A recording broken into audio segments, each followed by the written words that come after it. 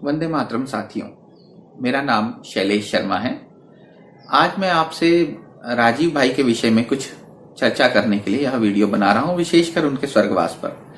अभी कल रात को ही मैं वर्धा से आया हूं, जहां राजीव भाई का निवास स्थान था और आजकल उनके भाई प्रदीप दीक्षित जी रहते हैं वहां। वहां पर अभी 2 दिन एक बैठक रखी थी उन्होंने, उसी में मेरा जाना हुआ। तो वहां उन्होंने कुछ बातें राजीव भाई के उनके स्वर्गवास के विषय में की, उनकी मृत्यु के विषय में की।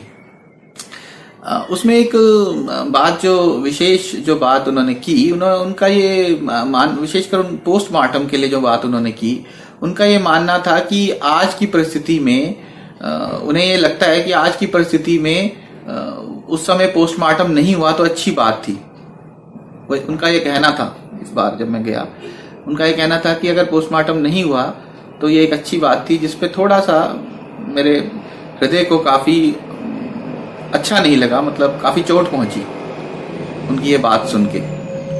दूसरा उनका कहना था कि जो ये उनकी मृत्यु हुई है वह एक सेंसेशन बनी रहे, इस पे भी मुझे आपत्ति थी।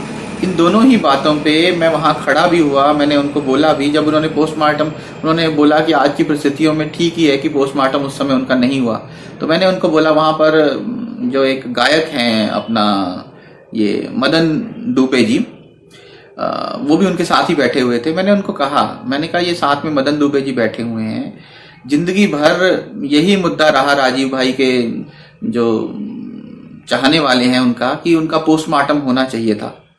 उस समय जब उनका स्वर्गवास हुआ था तो उस समय उनका पोस्टमार्टम होना चाहिए था, और आज आप ऐसी बात बोल रहे हैं कि नहीं हुआ तो अच्छा हुआ। तो मैंने उनसे पूछा मदन दुबे से, क्या आप इस बात से सहमत हैं? तो वो चुप हो गए। वैसे मैंने कहा, मदन दुबे जी, आप हमेशा पोस्टमार्टम के फेवर में रहे हैं, आज ये ऐसी बात कह रहे हैं आपके साथ ही। तो वह चुप हो गए। तो मैंने ये कहा कि मैं इस बात को सही नहीं मानता, मेरी दृष्टि में उनका पोस्टमार्टम होना चाहिए था। पहली बात तो ये। दूसरी बात, उन्होंने जो बात कही कि ये चीज एक सेंसेशन बनी रहे, तो इस पे भी मैंने आपत्ति वहां पर जाहिर की। मैं बल्कि खड़ा हुआ और मैंने कहा कि भाई सेंसेशन नहीं, सत्य के आधार पर उनके मृत्यु का जो भी सच था वो सामने आना चाहिए। वो कोई सेंसेशन नहीं, सत्य बनना चाहिए, सत्य आधारित बात होनी चाहिए, तभी उसकी विश्वसनीयता भी बनती है। सेंसेशन कभी एक विश्वसनीय चीज नहीं हो सकती है। ये बातें, अब जो बातें इन्होंने कही, इन बातों के बाद मेरे को काफी दुख हुआ। मैं कभी वीडियो बनाता नहीं हूं, कभी आपने मुझे ऐसे देखा भी नहीं होगा, लेकिन जब ऐसी बात प्रदीप भाई ने की, प्रदीप भाई का बहुत सम्मान है, उनकी रिस्पेक्ट है, राजीव भाई के छोटे भाई हैं वो, लेकिन जो बात उन्होंने कही वो, उस पे मैं टिप्पणी भी करना चाहूंगा और आपको कुछ याद भी दिलाना चाहूंगा, और प्रदीप भाई को भी याद दिलाना चाहूंगा। आज से ठीक 8 वर्ष पहले जब राजीव भाई का 30 नवंबर को स्वर्गवास हुआ, उनका पार्थिव शरीर पतंजलि योगपीठ फेज 2 में लाया गया। उस समय जब उनके दर्शन किए हमने, मैं वहीं था उस समय, वहीं पहुंचा हुआ था। तो जब मैंने दर्शन किए उनके शरीर के, तो उनका शरीर बिल्कुल, उनका फेस बिल्कुल ब्लैक पड़ा हुआ था, गहरा नीला काला, और शरीर फूला हुआ था। मुंह से कुछ ब्लैक निकल रहा था, उसको कोई रुई से, कॉटन से साफ कर रहे थे वहां पतंजलि के लोग कुछ। तो ऐसी स्थिति थी। ऐसी स्थिति में किसी को भी संदेह होना, एक मतलब संदेह हुआ, और ऐसा लगा कि मतलब कुछ गलत हुआ है। उस समय शाम का 6-7 बजे का वक्त रहा होगा जब उनका पार्थिव शरीर आया था। तो बल्कि उनकी माताजी भी उस समय आई थी वहां, राजीव भाई के माताजी भी। और मुझे याद है उस समय उन्होंने स्वामी से मिलते हुए बोला था कि स्वामी जी, राजीव जी को आप भाई बोलते थे। तो वैसे तो स्वामी जी की भी आंखों में उस समय आंसू आ गए थे, स्वामी जी भी रो रहे थे, दुखी थे। उसके पश्चात उस समय तो चलिए ऐसा लग रहा था कि कुछ थोड़ा सा डाउट हुआ, क्योंकि एक व्यक्ति जो 3 घंटे तक लगातार बोलता था, वहां पे लोगों ने बोला कि इनको 3 हार्ट अटैक सीधे आ गए हैं और इनकी स्वर्गवास हो गया है, उसका इमीडिएटली डेथ भी होगी। जिस दिन हार्ट अटैक आया उस दिन उनकी डेथ हो गई इमीडिएटली। एक व्यक्ति जो इतना खुद भी इतना नॉलेजेबल था, मतलब हम उसको एक दिन के लिए भी बचा नहीं पाए, इमीडिएटली हार्ट अटैक आए और डेथ हो गई। तो थोड़ा सा मन में संदेह हुआ। सुबह जब हुई, उनका पार्थिव शरीर वहीं पतंजलि में रखा हुआ था, तो लोगों ने खड़े होकर विरोध किया। वहीं पर पतंजलि में ही लोगों ने विरोध किया कि उनका लोगों का मानना था कि उनको जहर दिया गया है और उनके शरीर का पोस्टमार्टम होना चाहिए। और लोगों ने कहा कि अगर पोस्टमार्टम नहीं होगा तो हम उनके पार्थिव शरीर को जाने नहीं देंगे, मतलब आगे उसको शमशान घाट में अग्नि जब तक नहीं दी जाएगी जब तक इनका पोस्टमार्टम नहीं होगा। पोस्टमार्टम एक इश्यू बन गया उसी समय। ये नहीं कि हम जो आज बोलते हैं, नहीं, उसी समय पतंजलि योगपीठ में पोस्टमार्टम एक इश्यू बन गया था। लोग खड़े हुए, लोगों ने विरोध किया। जब यह विरोध प्रबल हुआ तो स्वामी जी खुद स्पीच देने के लिए खड़े हुए।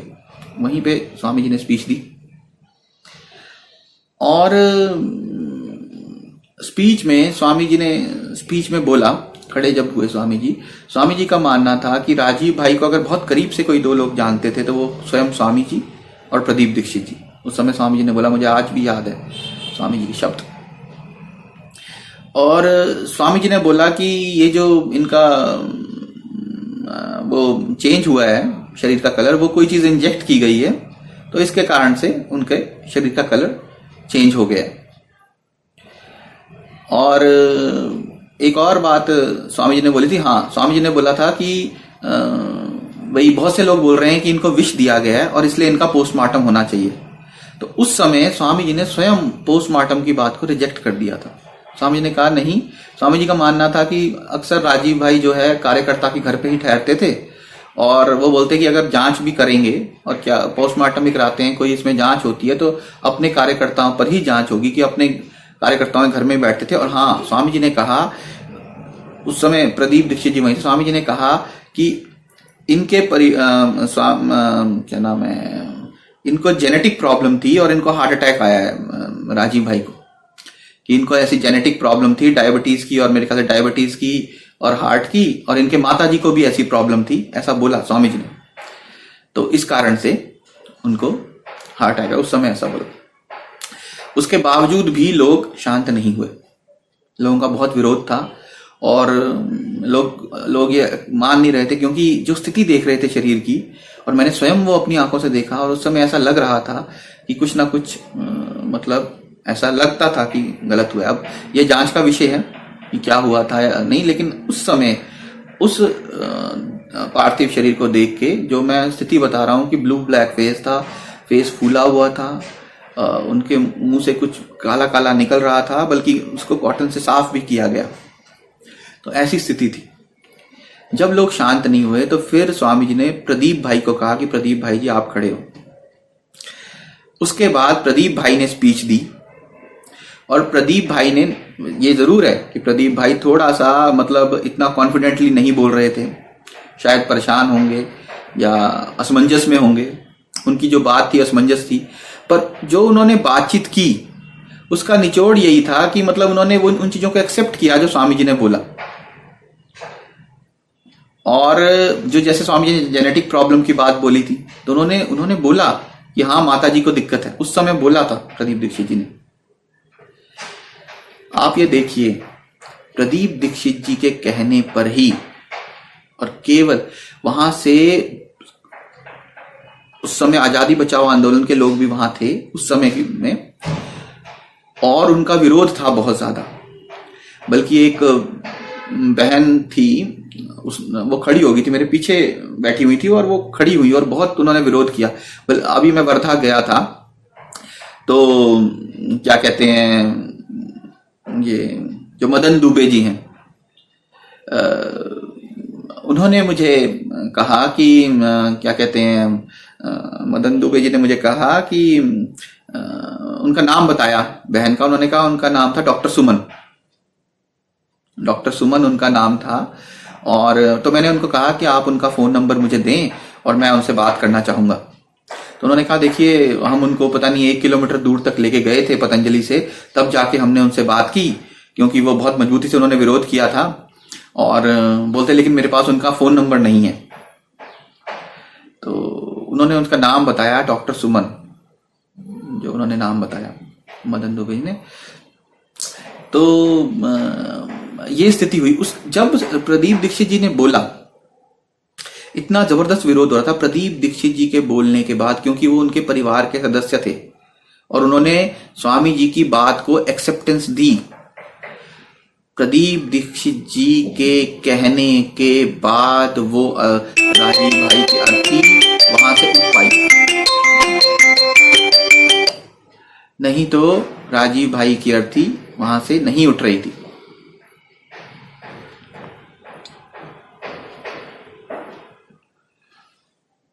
तो